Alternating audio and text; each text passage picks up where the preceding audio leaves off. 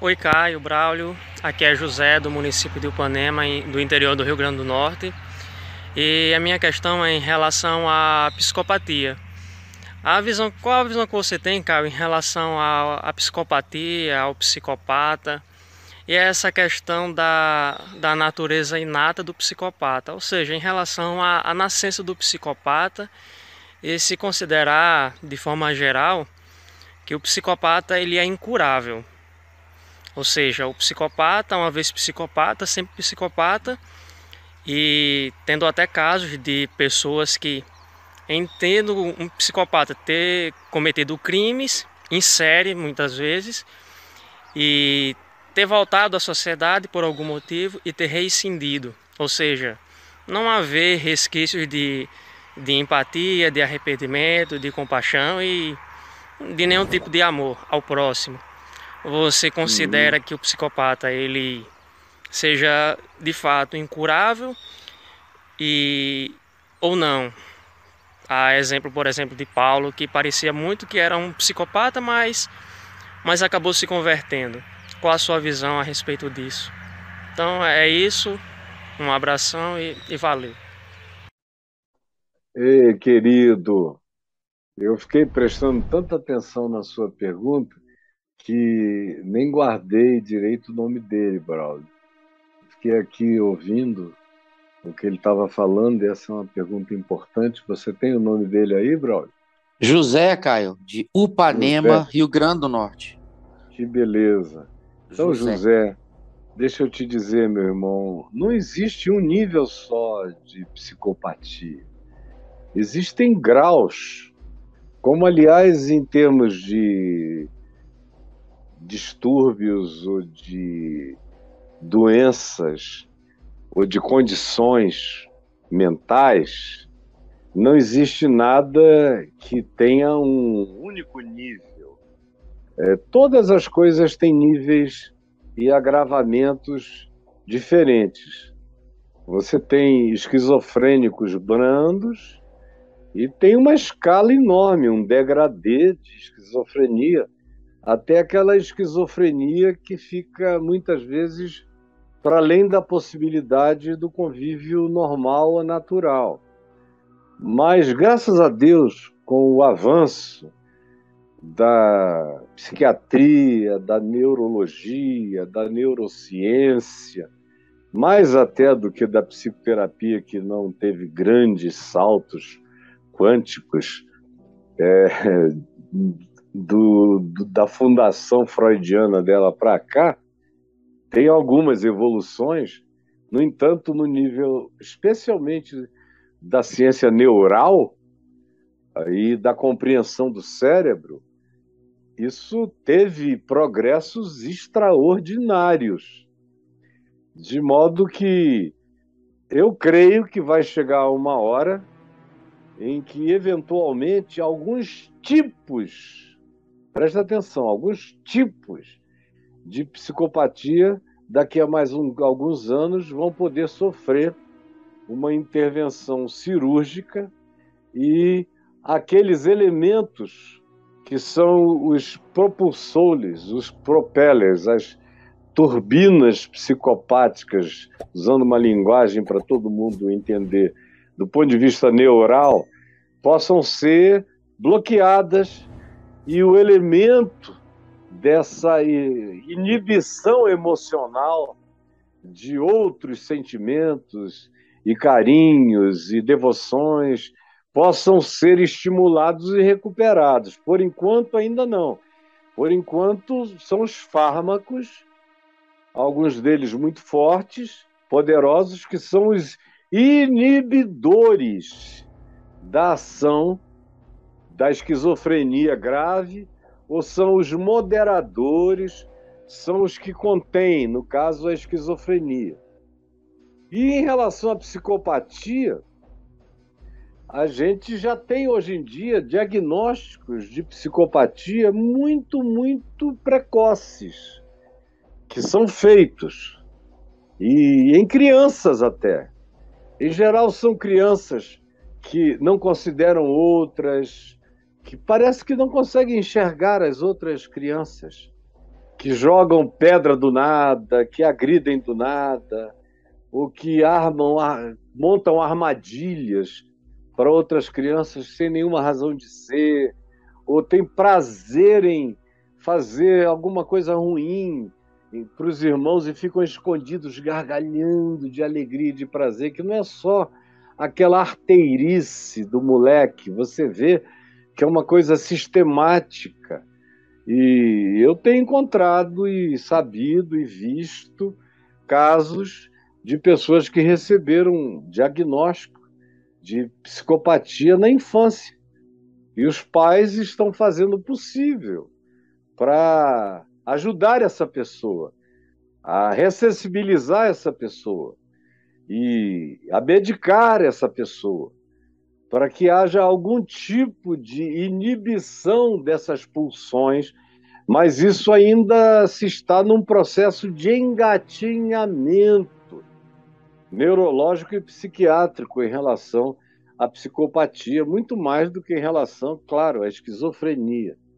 Até porque a esquizofrenia não carrega esse risco tão grave como o da psicopatia carrega, da possibilidade de homicídio e da falta total de empatia. A pessoa com esquizofrenia não perde necessariamente a empatia. Eu cresci com um esquizofrênico, de criança até a morte idosa dele. Tudo que não faltava nele era empatia. Era amor, era carinho, ele era totalmente esquizofrênico, meu tiozinho querido, Lucilo, amado. E amei-o a vida inteira. Toda vez que eu chupo uma bala de hortelã, eu me lembro dele, que ele vinha da rua, na bicicleta dele, eu era criança, ele botava uma balinha de hortelã na minha mão. Até hoje, eu sinto saudade dele, até do cheirinho dele. E nunca fez mal a uma mosca, cheio de amor, cheio de evangelho, mas totalmente esquizofrênico. Já contei algumas histórias dele. Mas a sociopatia é diferente. Conquanto haja níveis diferentes, haja sociopatas que, por mais que ninguém jamais verifique a sociopatia dele, como a gente tem políticos sociopatas, tem políticos psicopatas, tem políticos que só pensam em si, não pensam em nada, não pensam em ninguém, não têm empatia por ninguém. E alguns tomam posição de liderança mundial e são totalmente sociopatas. Eles, do ponto de vista da relação familiar, a psicopatia também identificada neles é tão real que você não vê que eles amem nem os próprios filhos. Os filhos são só propriedade. Mas não há aquela afetuosidade que por amor a um filho faz renúncias ou isso e aquilo, não. E aí tem graus, tem degradês diferentes, José. O psicopata que se torna um sociopata, a diferença entre o psicopata e o sociopata é a extensão do mal que ele produz. O psicopata carrega aquilo nele e tende a fazer o mal pessoa a pessoa, pessoalmente, como diria minha mulher. Já o sociopata se coloca numa posição, quando consegue chegar a essa posição, onde o olhar dele, a interpretação dele e a falta de sentimento e de empatia dele prejudica uma grande multidão de pessoas. Às vezes destrói uma nação inteira. A sociopatia de Hitler, a sociopatia de Stalin, a sociopatia de imperadores romanos, a sociopatia de Herodes o Grande, a sociopatia de Gengis Khan, a sociopatia dos grandes líderes históricos, muitos deles foram os grandes sociopatas da história. E psicopatas, porque alguns deles matavam os irmãos, as irmãs, a mãe, o pai, o tio, os filhos. Uma loucura. Esse já é um nível terrível, onde a única coisa que se pode fazer por uma pessoa dessa é mantê-la presa e longe da sociedade humana, definitivamente longe da sociedade humana. Antes que males maiores aconteçam. Eu não sou uma pessoa que defende a pena de morte, mas eu acho que essas pessoas precisam ser em qualquer lugar do mundo, inclusive aqui no Brasil, onde ninguém fica preso mais do que 30 anos, essa legislação deveria ser reformada, porque há pessoas, e quando eu estive preso, pela razão mais idiota do mundo, que ninguém quis nem cortar minha barba nem meu cabelo, porque ninguém reconheceu a minha penalidade, nem a Polícia Federal, nem os carcereiros, nem os presos, nem os ministros que foram consultados, disseram que isso não existe na história do Brasil, ele está inaugurando uma era. Eu fui preso porque eu deixei o processo rolar 21 anos, sem nem dar a mínima. E aí um dia vieram me pegar chorando. E eu fui e preguei 4 dias, e batizei, ministrei, e tirei 13 que não mereciam estar lá. Agora, eu voltei de lá dizendo para o pessoal aqui na minha casa, olha, tem uns caras lá que eu recomendei, quando me perguntaram, que não tirassem. Havia um deles com 80 anos, mas ainda com algum vigor de ódio. Ele me narrou o ódio que ele tinha da nora dele, e ele disse, se eu sair daqui eu mato, porque ele tinha sido acusado de abusar da netinha. E o coração dele nunca se tocou por ter abusado do netinho, tinha vontade de matar a nora, que foi quem chamou a polícia para o flagrante. Um cara desse não devia sair antes de morrer, ele é um perigo do lado de fora para qualquer um. E a nossa legislação, às vezes, libera verdadeiros serial killers, porque chegou a pena máxima e o cara sai até antes da hora. E não deveria sair. Tem certas coisas que são tão hediondas que, conquanto eu não seja em favor da pena de morte, para esses casos eu sou totalmente em favor da prisão perpétua, porque é um perigo para o resto da sociedade. Agora, eu quero concluir te dizendo o seguinte. A gente não sabe ainda até hoje, de fato e de verdade. Por exemplo, vamos começar com a esquizofrenia, para depois ir para a psicopatia. Se o esquizofrênico nasceu esquizofrênico ou desenvolveu a esquizofrenia. E hoje há 2 grandes teses, não é de hoje, aliás, já faz tempo. Eles tinham descoberto há uns 30 anos no passado que as pessoas esquizofrênicas tinham uma substância no cérebro chamada adanacromo, e que todos os esquizofrênicos tinham adanacromo. Então, a corrente mais mecanicista, mais biologista, mais absolutamente orgânica apenas do estudo cerebral, determinou que todo esquizofrênico carregava adanacromo, portanto, era algo que era inato. O cérebro tinha produzido, estava nele sempre. Depois os estudos foram mostrando que havia uma quantidade enorme de gente esquizofrênica sem adanacromo no cérebro, que nem todo esquizofrênico tinha aquele elemento químico na composição cerebral. Alguns não tinham. O que hoje a neurologia vai descobrindo são pequenas outras desconexões neurais e que podem ir sendo tratadas por essas novas drogas que são quase que medicinas inteligentes. E quando a gente atingir o nível da nanomedicina com os nanorobôs, certamente eles vão criar essas conexões neurais que faltam para completar os fluxos do raciocínio linear necessário para toda a lógica e toda a cognitividade poder se estabelecer com funcionalidade mínima. É por isso que, no caso da esquizofrenia, os fármacos ajudam porque acalmam. No caso da psicopatia, quando você diagnostica isso numa pessoa de 10, 12 anos, o que é que um pai ou uma mãe pode fazer? A não ser colocar o indivíduo sob medicação calmante. É o máximo que consegue. E colocar debaixo de uma observação, que não deve ser uma observação neurótica, porque senão a neurose paterno-materna passa para o menino como angústia, como preocupação psicopática. E aí o cara fica convencido de que ele é uma Gabriela Cravo e Canela, nasceu assim, vai viver assim, vai morrer assim. Sempre psicopata, sempre sem cura. Portanto, para ajudar uma pessoa assim, a dificuldade é enorme, porque tem que haver atenção.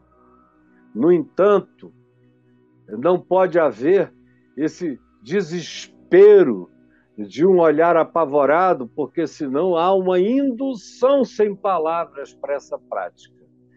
Até agora, a ciência não sabe de fato o que fazer com essa constatação de uma pessoa em idade tão tenra que recebe um diagnóstico nesse nível e nem tem ideia ainda da projeção diagnóstica disso. Por isso, a gente está numa situação de muita impotência no trato familiar. Aí você me perguntou, o que é que acontece com uma pessoa dessa? Eu imaginei que você estava perguntando diante de Deus. Diante de Deus, meu querido, ninguém é julgado pela luz que não teve. A gente só é julgado pela luz que teve. Manassés, por exemplo, o rei de Israel, que é símbolo do Hitler do Velho Testamento israelense, o cara que matava os filhos, que fez tudo que é tipo de barbaridade impensável e inimaginável, quando posto na prisão, viveu um processo de arrependimento depois de um tempo.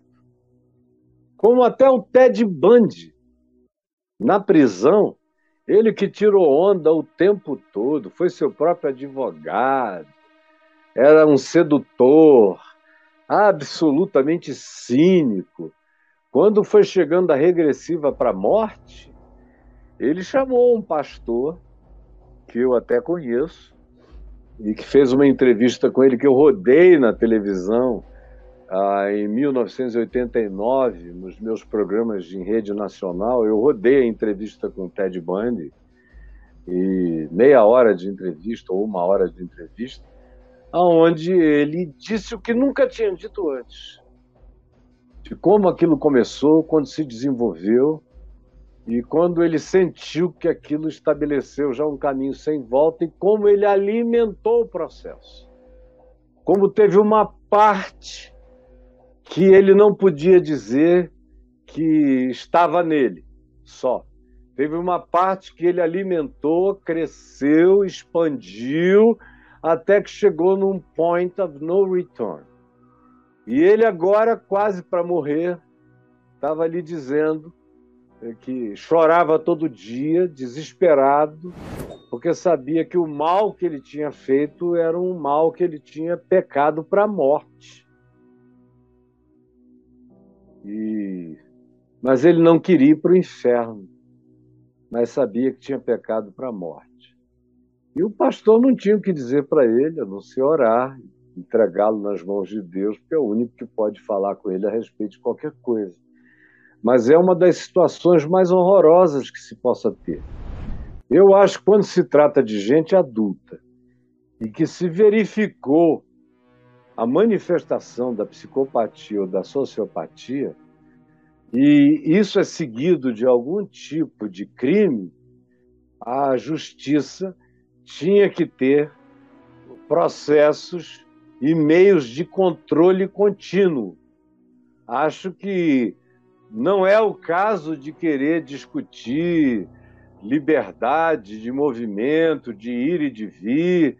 Ao contrário, se há um diagnóstico cabal, na minha opinião, se a pessoa está na idade de praticar o mal e já vem dando sinais disso, é coisa para ter tornozeleira eletrônica, monitoramento de perto, tanto da família quanto das autoridades constituídas.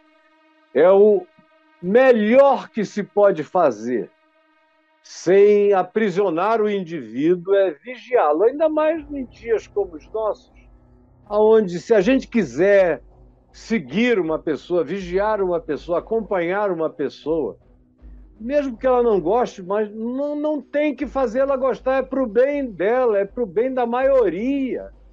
Essa condição tem que ser respeitada e tratada e vigiada para o bem da maioria. Eu acho que, enquanto não se tiver sugestão melhor, é essa que se deve fazer, e considerando que o diagnóstico de sociopatia já começa a ser feito desde idades tenras, especialmente da puberdade para frente. Agora, eu não tenho coragem de colocar isso diante de Deus, nem dizer os psicopatas são os amaldiçoados, que nasceram assim, já são filhos do diabo e do inferno. Tira isso da tua cabeça.